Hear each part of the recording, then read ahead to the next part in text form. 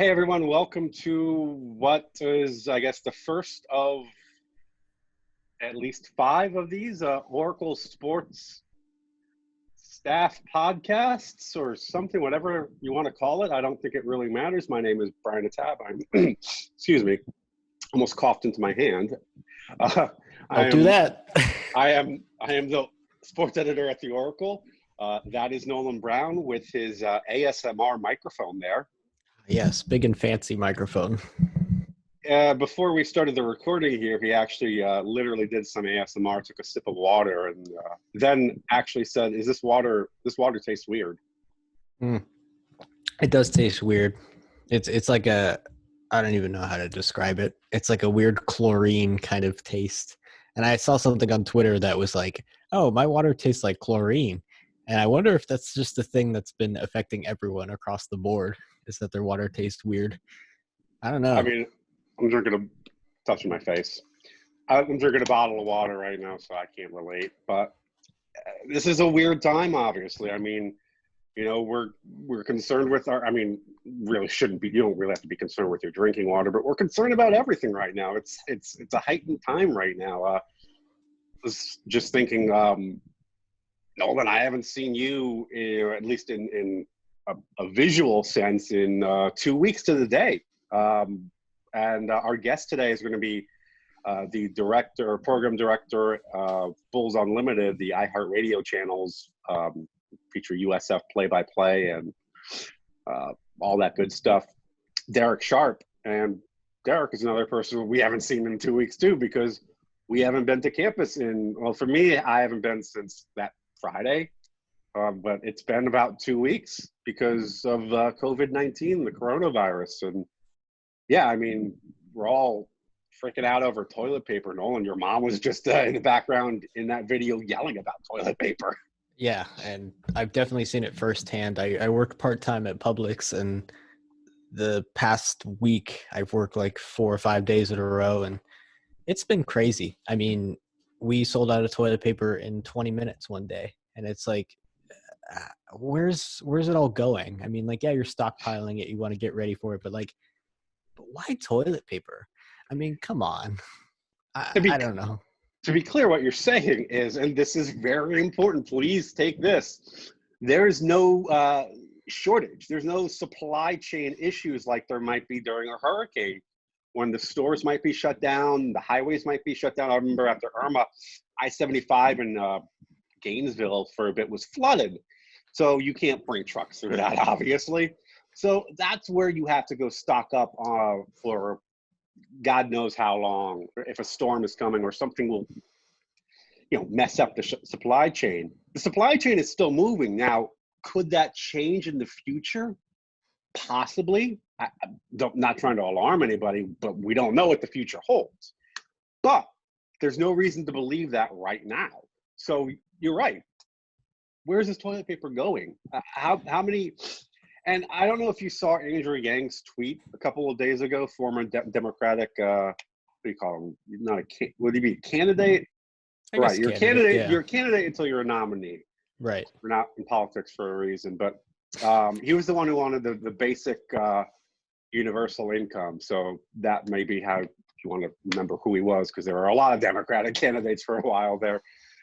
He tweeted something the other day. It was kind of ridiculous when you think about it. It's like, in theory, we should be using the same amount of toilet paper.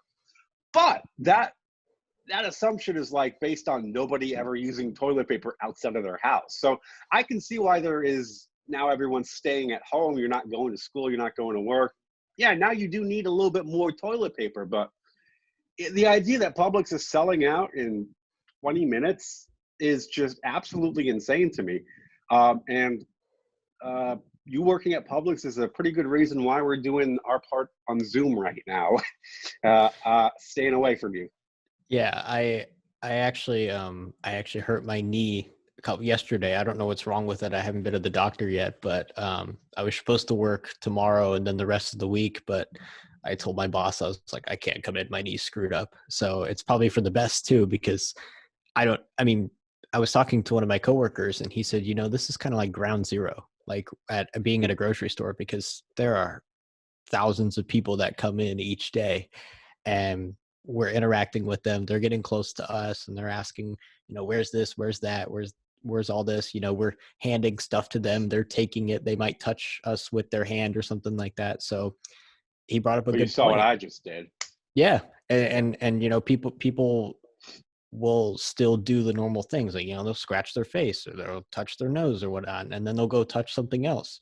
And that same coworker was telling me that when we at Publix, when we bring everything forward, he said he reached back into the shelf one day and touched a tissue, a used tissue. Nice. So I'm like, wow, that really got me thinking. I'm like, man, I am really like throwing myself into a fire each day when I come in. I mean, yeah, the paycheck is nice, but still, I'm putting my health at risk when I think about it. We're living in an odd time. There's no sports right now. I think the what was the last domino to fall? The Australian A-League. I mean, we pretty much canceled all of our sports in the U.S. 2 weeks ago, or postponed, suspended, whatever you want to call it.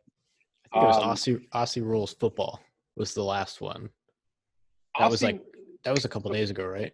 It was a pretty much 3-day process in Australia. It was Aussie Rules Football fell the first. It was on our Saturday night or our Friday night? Our Saturday night, I think. Something like that, yeah. Our Friday night, no. And then our Saturday, who can keep track anymore? But then what day is it? Yeah, really. Then our Saturday night would be when the NRL Rugby League suspended operations at the end of its week. And then I think a day or two later, Australian soccer, the A-League, that's when they suspended their season. So they were pretty much the last holdouts. I mean, and I want to give Michael Kelly some credit here for the initial plan at USF was, and this happened the day after Rudy Gobert tested positive for COVID-19, was to play games without fans. But the reality of the situation was you really just couldn't do that. Forget about like, oh, you look at baseball and softball, maybe you look at golf. You look at these sports that the players can kind of keep their distance, maybe on the field at least. Dugouts can kind of get cramped.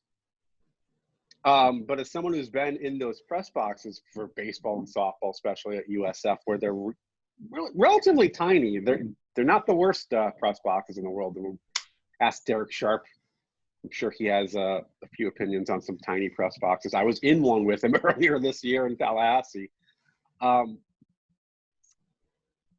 But the press boxes for the Olympic sports at USF are pretty tiny. So at baseball, I'd say the essential personnel for game day operations, I was trying to count it the other day in my mind.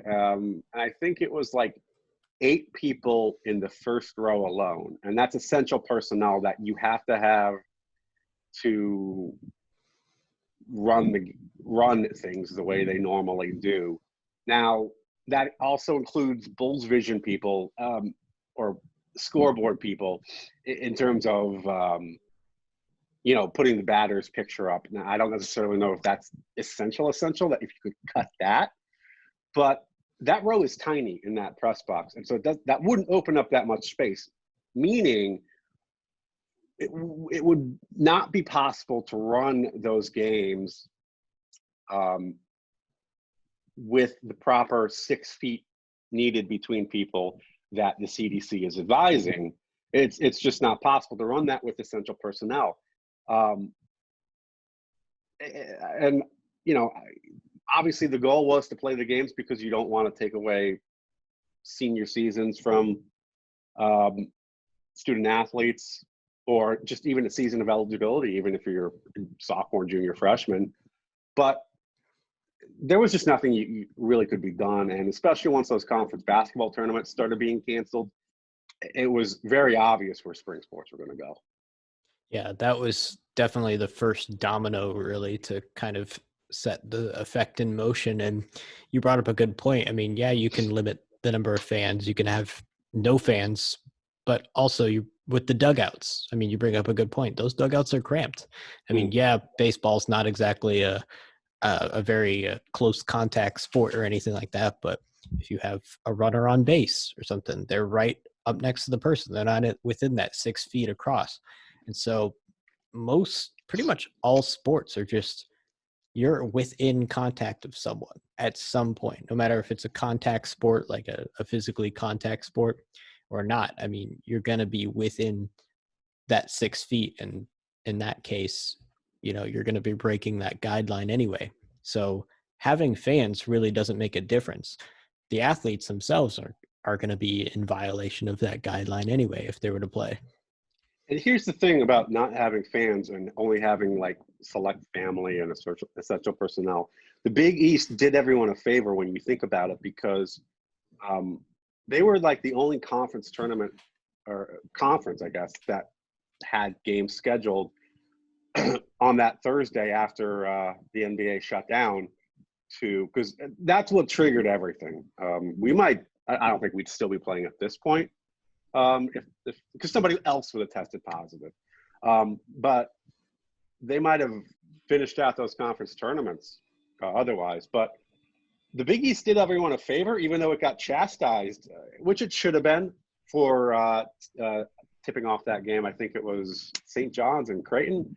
Regardless of who it was, they if you looked at the crowd and you looked the way it was, you really couldn't tell the difference between that pandemic situation and just, a normal, poorly attended basketball game in a conference tournament, which happens every year.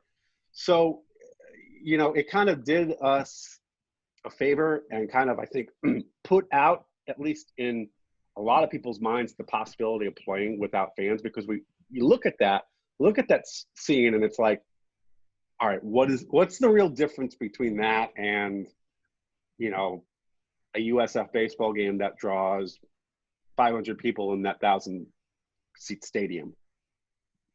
Yeah, and especially, it doesn't matter really how far apart you're going to sit too.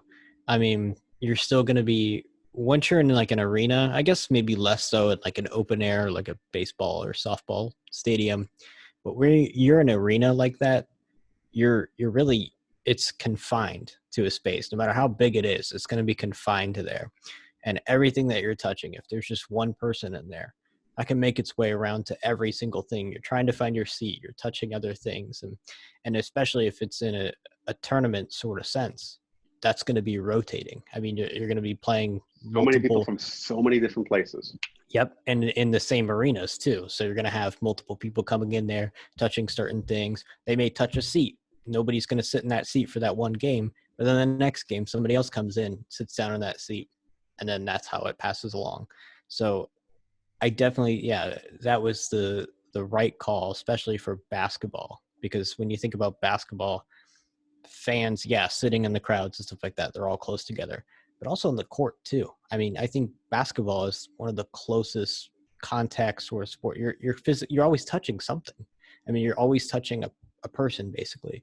If you're guarding someone or something like that, you're up in their face. You're not 6 feet apart. I mean, you're definitely going to be, and that court is small too. So basketball was like the ground zero, I guess, of all sports. There's a reason we've seen so many NBA players test positive for COVID-19, honestly, when you think about it. All it took was one player getting it. We don't know who is patient zero. It may or may not be Rudy Gobert. It doesn't really matter, honestly. The only reason we really focused on him for as long as we did is because he kind of didn't take it seriously a couple of days before, and it kind of looked like karma came back to bite him. But at the end of the day, there's no way to know for sure. I mean, he was a clown for putting other people at risk regardless. Yeah, and I think we talked about this with Rudy Gobert, and I think it might have been jokingly saying, was he the cause of it basically? And like you said, he may or may not have been patient zero, but the fact that after he was leaving that press conference, was touching all the mics, just that sort of what he did, it was like, hey, I'm not taking this seriously at all, yada yada. And then look how quickly that changed within a couple days. As soon as he tested positive for it, people were like, wow, okay, maybe I need to because they saw him doing that. They saw him kind of taking it lightly, and then he ended up getting it. So I think that is kind of what set people in motion. And look at us now. I mean, we have hashtags, stay at home, basically. That's not the wash your hands. hashtag. You know what the hashtag really is. Yeah, but go ahead and say it. Stay the home. Yeah, basically. You said it. But yeah, I mean, now that it's so deep into the video that no one's watching at this point anyway. Although if you're staying at home, you got nothing better to do, right? Yeah, we might have just shot ourselves in the foot. Oh well. But yeah, I mean, how quickly it changed within a short amount of time. Like it immediately people were like, okay, maybe we need to start focusing in on this more. And yeah, you still got idiots going out and enjoying their spring break, and then they come back and then they have it. So I hope that was a wake up call to them too. But for the vast majority of people, they're like, wow, this is something serious. Like, we need to take care of it. There's reasonable doubt of the college football season right now. I'm not saying it's in any real jeopardy just yet, but I don't think I think there's a good chance that, that we won't see college football as we know it this year. There's a very good chance that we may see it. Things may calm down enough that we're comfortable enough if we can keep everyone quarantined in terms of players, staff, and essential personnel. We can keep them all quarantined. We may be able to play the games this season, but I don't think we're going to see stadiums with 100,000 people. I don't think we're going to see open door college football this year. No, and I don't think it'll be, even if this all passes and they say, hey, you can go back to it and, enjoy sports again, basically, I think people are going to be scared, honestly. I think they're going to, because something like this, you can't put a sort of like a time frame on. There's no way to, any sort of like, I guess, clear, like you're in the clear zone, like a green light basically is like well, we think it's okay. We think it's fine. I mean, we saw in China maybe a couple weeks, but like a couple weeks ago, they basically said you're all clear. You can go out and do things. And then they saw a little spike in their cases. And so they kind of brought it back in. So I think it's going to be a very much a fine tuning of should we do sports? Let's kind of ease it out there. And then if it doesn't, then they'll bring it back in. So I think people are just going to be scared to go out and enjoy sports. And you're not going to see those filled up stadiums. No, and I think your best case scenario for sports resuming this year is you're just going to see empty stadiums. I don't know. This is a scary time, and we just need to be nice to each other. And I think that's just the basic takeaway here. So, yeah. We're joined now by a man who's been around Tampa Bay sports radio for quite a long time. He rolls his eyes at that. And don't say how long. I don't want to say how long because how long? Long time. Long time. I told Nolan this a while back. When I was a kid, I set my alarm clock to 6:20. When I was a kid, I worked for 6:20. So yeah. But your voice was typically the first voice I would hear in the morning every morning.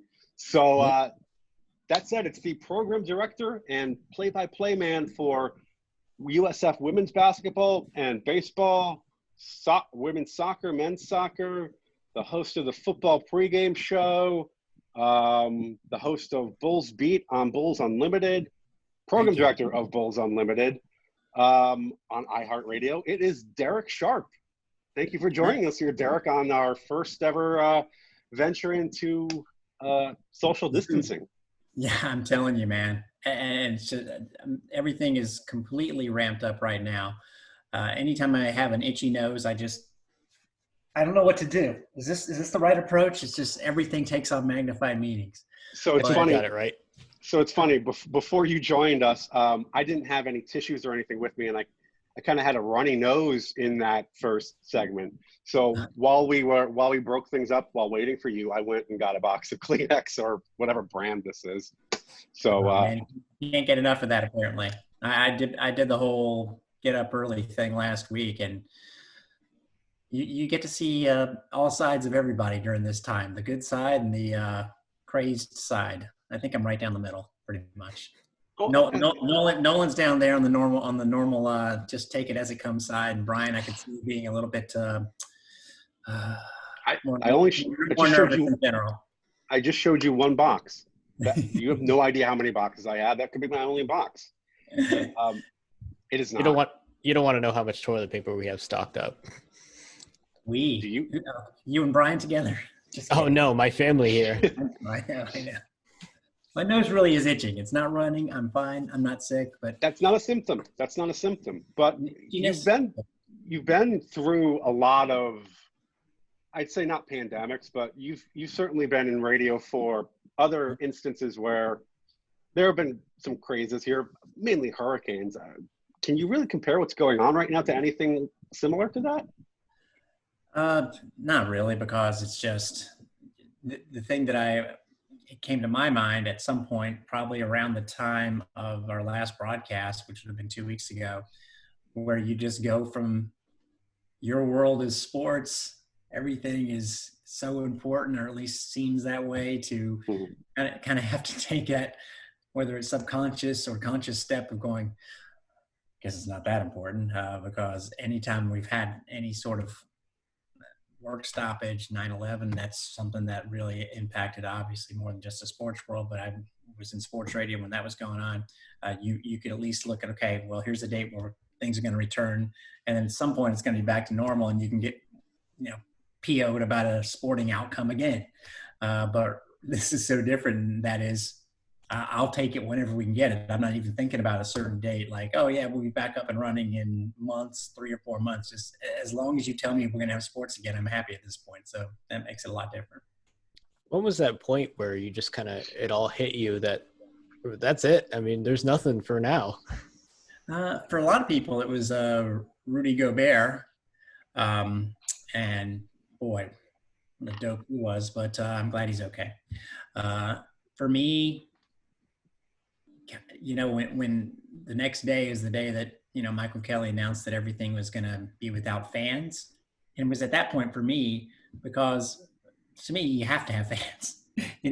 I know you can play sporting events without fans. I know, European soccer teams that have had racist fans, they deserve to have their teams play without them watching. But this was something where it was just going to be entirely unusual. And I know why they wanted to have the NCAA tournament originally, because advertising, and the event itself is pretty important, but without fans, it's just not sports to me anyway.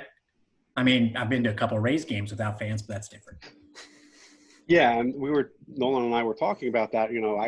I credit Michael Kelly for trying to play the games, because you don't want to take away what could be the last games of a senior's career, because even if the NCAA grants eligibility relief for spring athletes, scholarships are limited.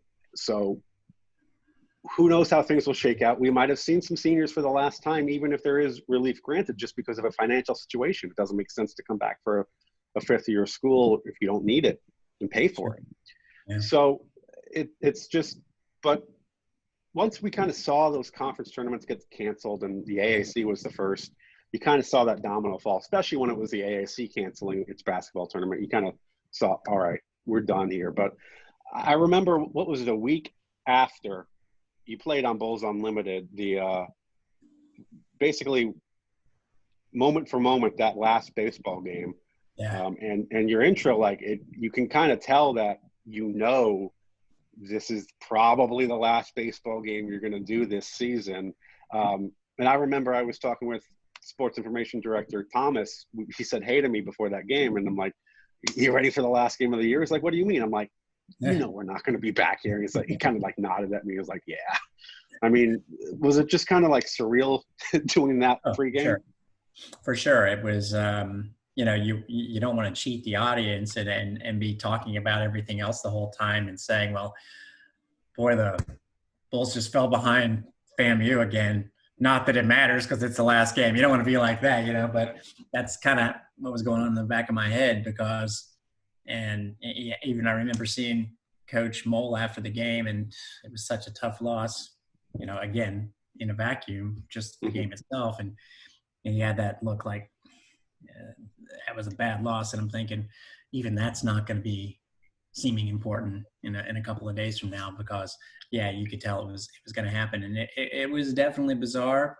You mentioned the point about the seniors. I was stunned because it all happened. Wednesday was the day when the NCAA tournament was going to be played in front of no fans. Wednesday night was the night that the NBA said, whoop, we're not playing at all. And then Thursday was kind of the day where all the conference tournaments, and then by the end of that day, it was there is no March Madness. If it hadn't set in by then, it certainly was at that point. And then, Friday was the day when things just kind of went away, and you realize that anything that you normally would be concerned about when it comes to sports, you kind of have to put it on hold. And that's been difficult. I don't know about for you guys. I mean, you figured it out pretty quickly, but it's still been very difficult. I'll find myself thinking, okay, what game is coming up in 2 weeks? Oh, never mind. I still haven't quite gotten over it, if you want to use that term. I know I've been listening to a lot of stuff. I know like Men in Blazers, they now have like a daily podcast, kind of just trying to get everyone through this time. But have you been listening to anything or watching any sort of reruns or anything? Or Oh yeah, and I kind of don't want to submerge myself in that because, or is it immerse? I just combine submerge and immerse. Also, submerge. That's okay. Yeah, submerse is both, because it only makes you feel like more forlorn about what you're missing. And I can't get into the simulations. Because first of all, it's bait and switch. It's like, oh, Texas Tech is the game's not really happening. Don't do that to me, Joe Lunardi.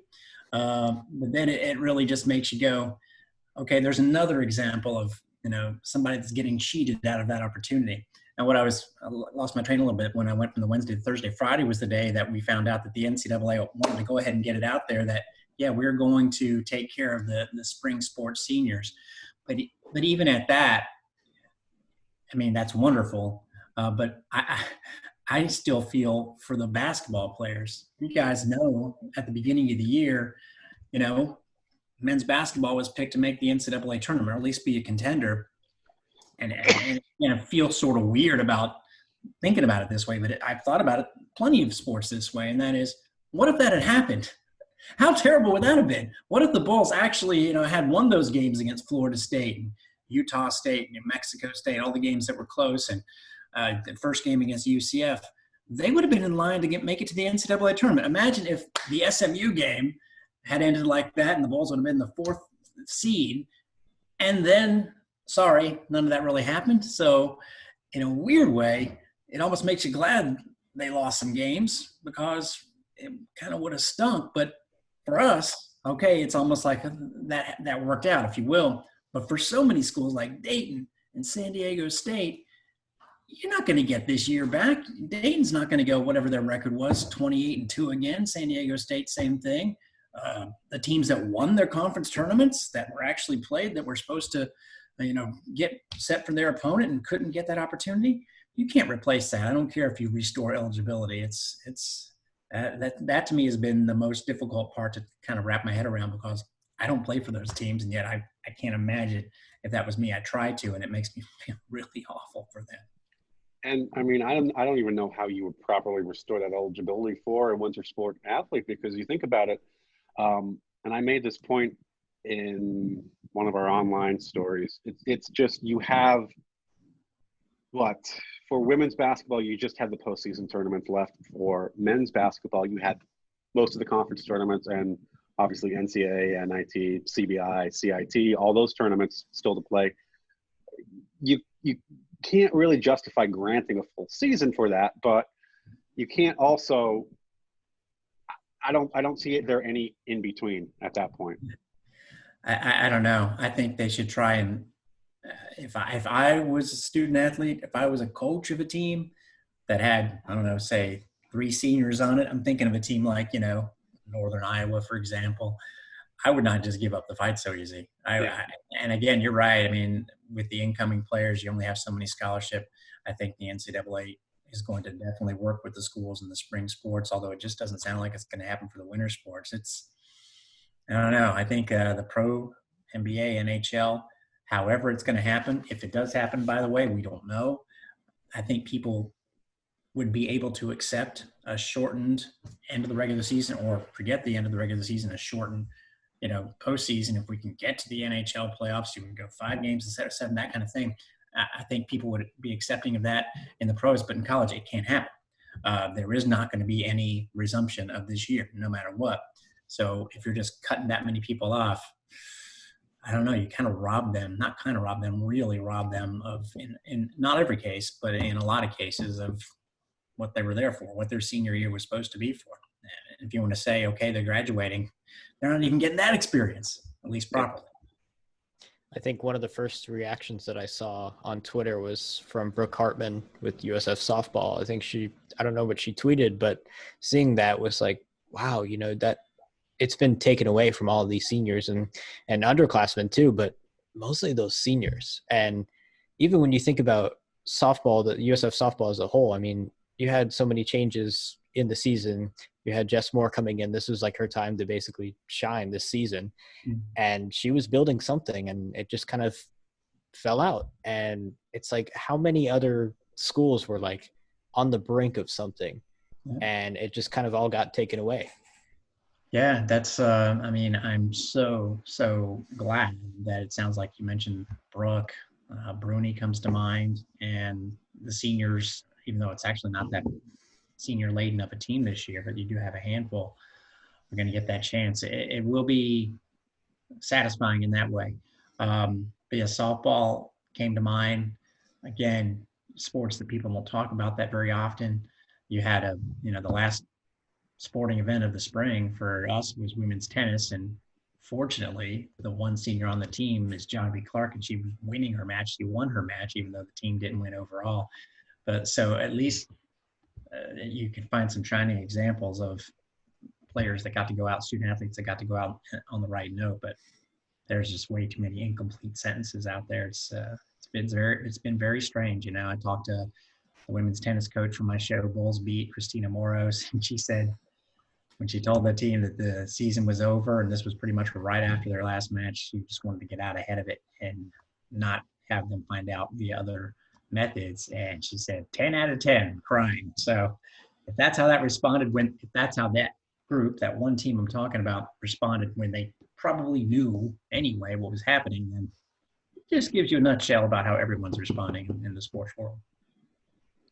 I mean, yeah, and even for like a professional athlete, think about Vince Carter. He knew this was going to be his last season this year, right? His last game, I think, was a loss to the Knicks in a half-empty arena. You saw him very emotional at the end of in the press conference at the end of that game. Basically, I mean, you're talking about Air Canada's last game has probably been played already because of a viral pandemic. There's a lot of no names that probably just won't get a contract next season. Sure. A lot of people will never play their respective sports again, and it's just it's a tragic way to go out.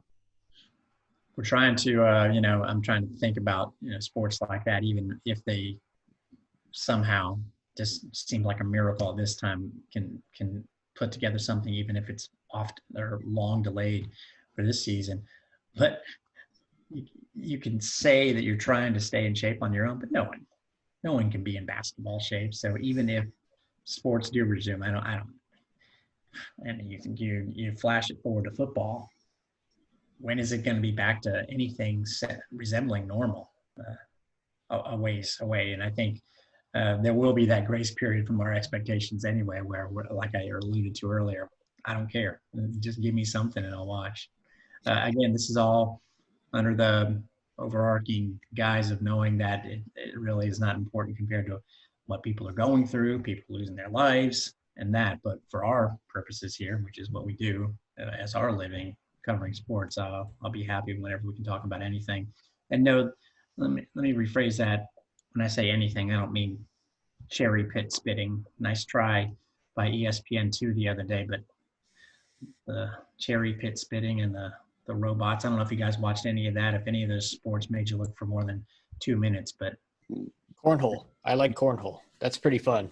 Cornhole is fun. Oh yeah. Probably a fringe sport. Yeah, but you know what? It's fun.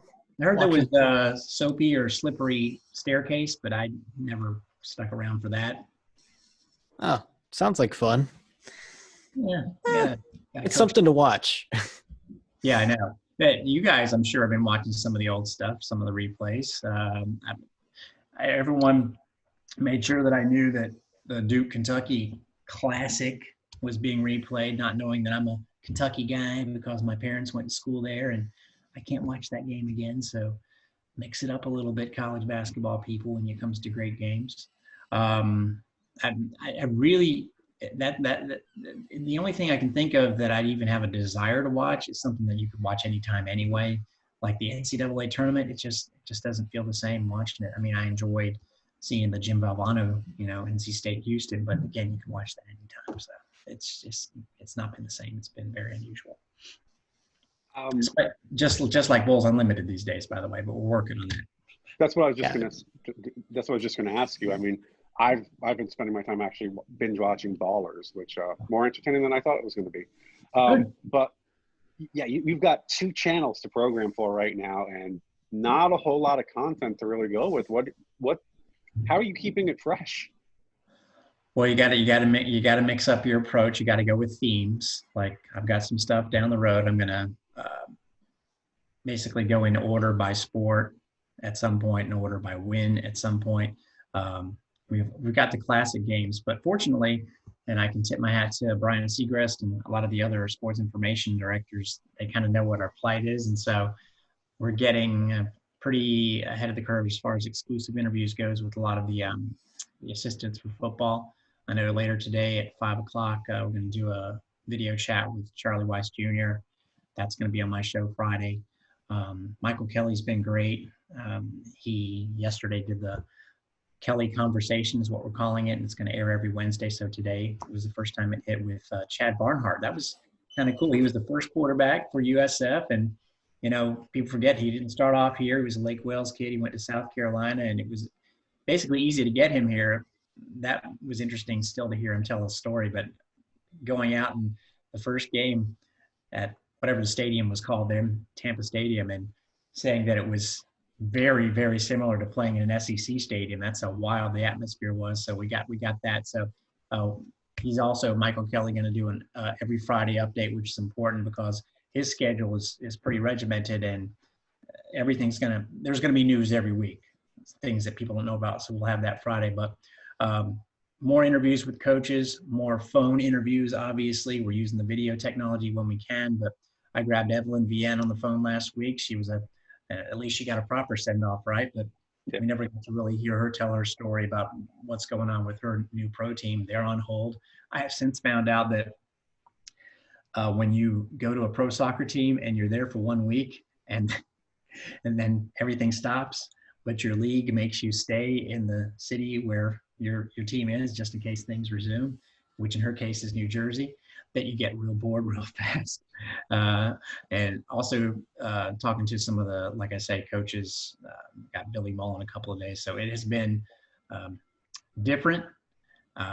Can't do a show every day. There's just no chance. I mean, because the bulk, it's a half-hour show every day, and the bulk of it is highlights of the days before games. So when you have baseball, when you have basketball, it really is kind of simple to do a 30-minute show, but not so much these days. But we're getting there. And Monday, Wednesday, Friday is the new schedule for the time being. I call it the summer schedule, which usually begins in June. In this case, it started on March 17th.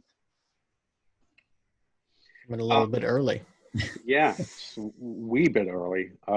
It's and we're trying to improvise here. We're doing something that we've never done here with this video chat here. I think we talked about it. First of all, never been done.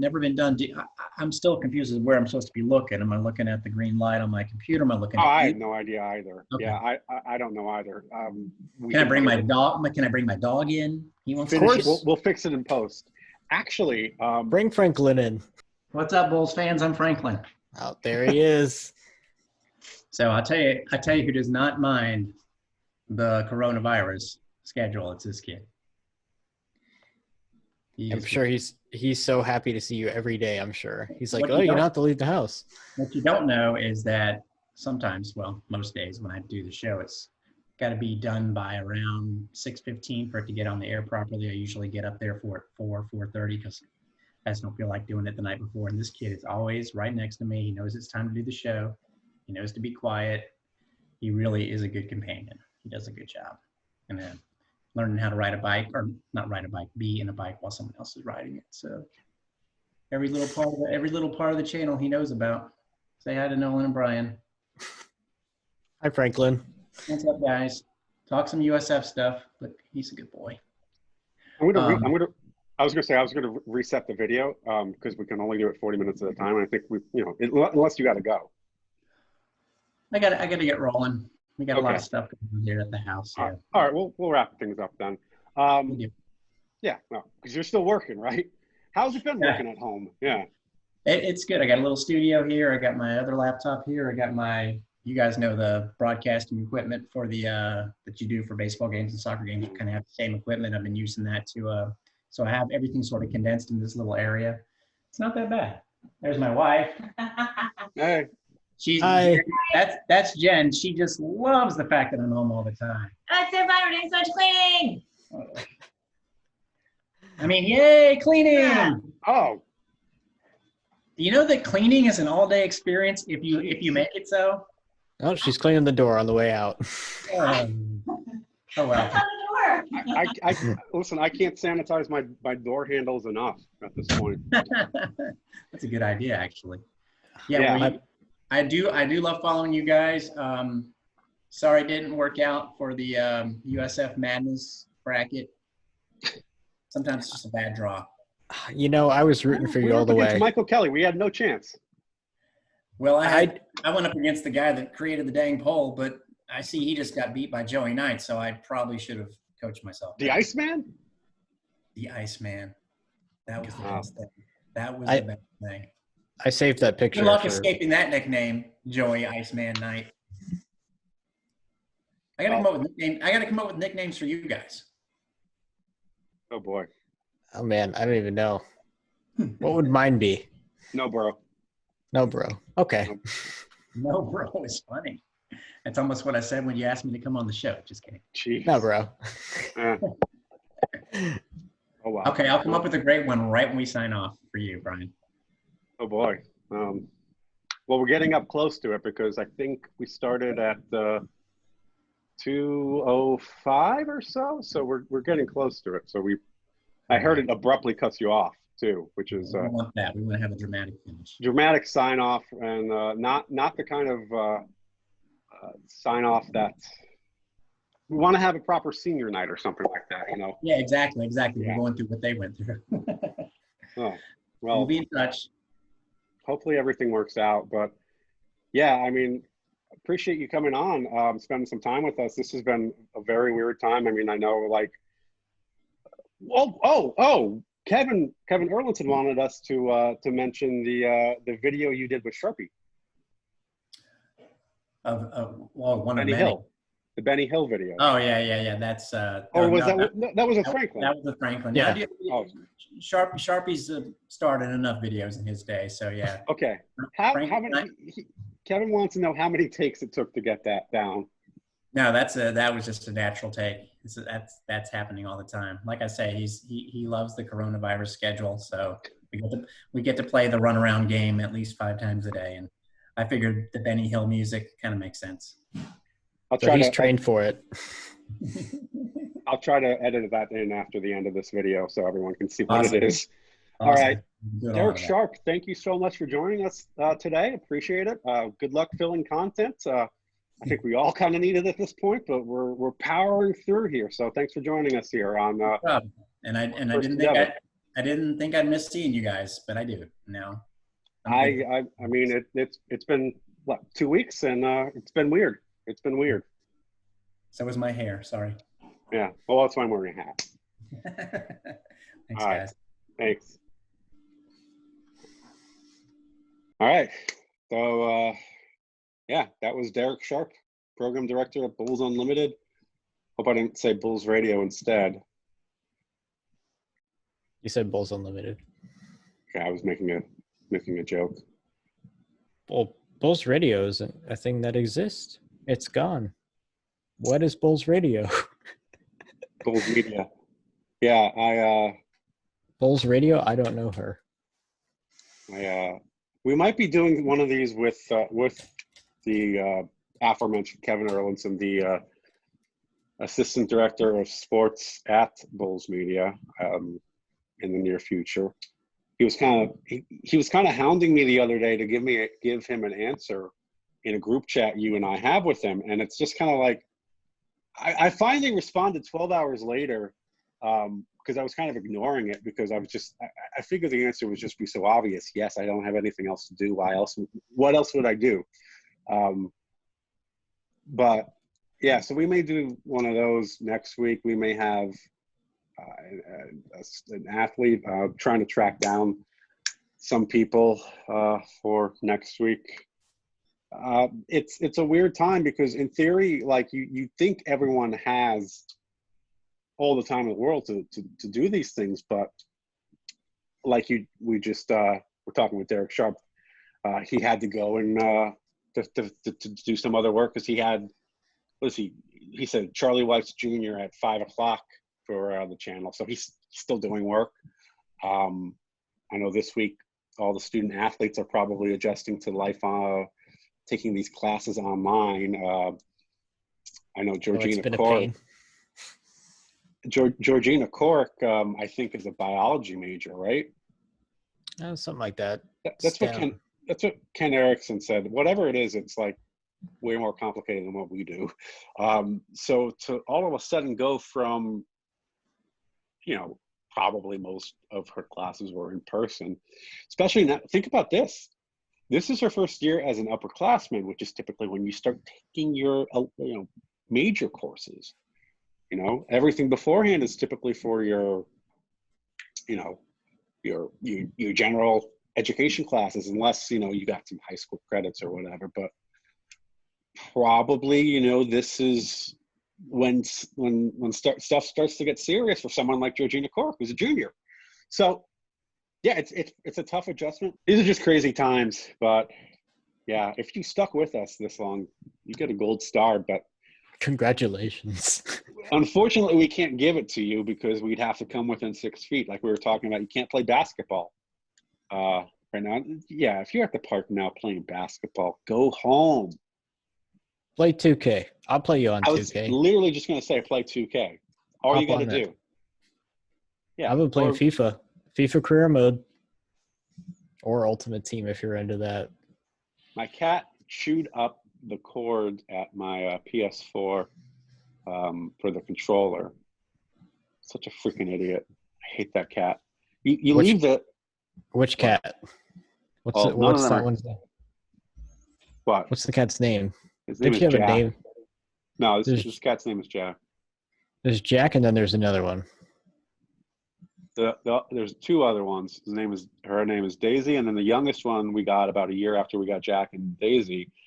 Her name is Allie, and she's a freaking spaz. You come like within a foot of her, and she just freaks out. She was sitting underneath the coffee table a couple days ago, and I got up to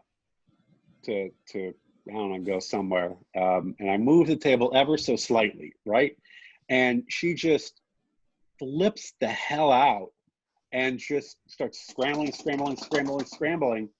Can't catch her footing for like 5 seconds, hits herself on the table, and then there's like a kind of like an island about, I'd say 200, maybe 100 feet away. And I realize it's actually kind of a big range. So let's say 100 feet away, that if she's not like scrambling and running 100 miles an hour, she'll have plenty of time to react to and see. Instead, she just goes scrambling again, still with like this cartoonish sort of some Tom and Jerry stuff. Tom and Jerry scrambling, yeah.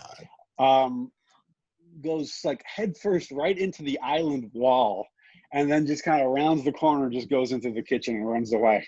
All because like the table moved like an inch. Cats are dumb, man. Cats are weird. I'm sorry. If anyone's listening and they like cats, there's something wrong with you. Cats are great because they're low maintenance. You can go away for like 2 No, but weeks and leave food out, and they'll be fine. But at the end of the day, they do stupid stuff like that. I guess they have entertainment value. You can watch them do their stupid things, and you're like, that's funny. That's a good Well, time. Daisy is slightly less spazzy than Allie is. Like she'll run away if you get close, but at other times she'll hang out. Jack is the complete opposite, where he'll be hovering around you when you're trying to get like medicine out of a cabinet or something like that. Late last night, I had the door to the bathroom slightly ajar, and I wanted because I didn't want to have to open it again after I washed my hands or touch the handle again. So I wasn't going to close it fully. I was going to like maybe open Smart it with thinking. my foot or something. Yeah, it was proactiveness. And then Jack is just like crying. It's just 3 a.m. by the way, crying outside the bathroom door, and then decides to put his paw in to try to open the door. And I'm just like, because I know if he comes in, all he's going to do is just like hover around my feet, and I'm just going to like, he's going to not distract me because I'm washing my hands, but be really annoying, and I'm going to be kind of like nudge him out of the way with my foot. So I'm just at that point, I'm just like, no, and I close the door. But he'll do that all the time, and then like so. My mom, when she'd been getting ready for work in the morning, she'd put him outside in our Florida room, and it's he is fine going outside. Daisy can go outside, and Allie too, and spend the entire day out there. They'll be fine. Jack will want to go outside, and like 2 minutes later, he's going to try to come inside. So it's really funny because my mom just wants him out of the way as she's trying to get ready, because she's trying to make coffee, she's trying to do this, that, and the other, and so inevitably he's outside for, I don't know, an hour and a half, maybe 2 hours if she doesn't remember to let him back in, and she leaves. So he'll just start, the whining is just incessant. It's kind of funny because it's kind of like, when you kind of think about it, he does it all to himself. They all do it to themselves, because it's like the way that they're treated, or with regard to like that, in the morning time, is squarely because that's how they've acted for the 2 years that we've had them. Like, this isn't like something that was not warranted. It was like, Jack, go away, nudging him out of the way. And then finally it's like, all right, well, enough, bye, wake Outside up, you bye. go. Yeah. Not even gonna wait for it. Bye. I knew a cat. It was my mom's friend's cat, and it would go outside, and as soon as it goes outside, it would want to turn around and come back right in. Like, it was maybe not even a minute, and then this idiot would just sit there and yell at the door, and it's like, I just let you out. And then if you let him back in, a minute later, he would yell at the door to let him out. It's like, what are you doing? Like, I feel like they know what they're doing. I feel like those cats know what they're doing. Like, I'm totally going to screw with this person.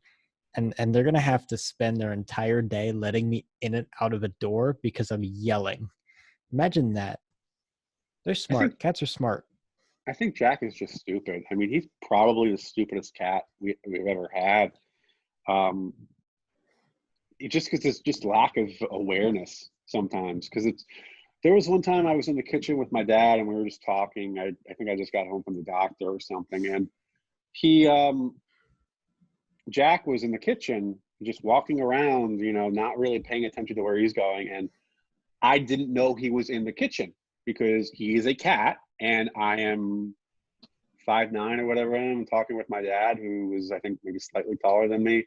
So nobody's looking down, and just casually walking around, moving your feet or whatever, and my right foot at one point steps on his back paw, and he just starts screaming, and he just looks at me, and I'm just like, This is your fault. This isn't like even, it's not even like me, nudging you out of the way with my feet when you're annoying me in the morning. That was literally your fault for not like practicing social distancing. That's why you got to practice social distancing. You don't get your paw stepped on like my cat. I mean, you're talking cats are really smart. This cat is not smart. See, cats can be smart when they want to, but then they're really dumb other times. I feel like it's like 90% dumb and 10% smart.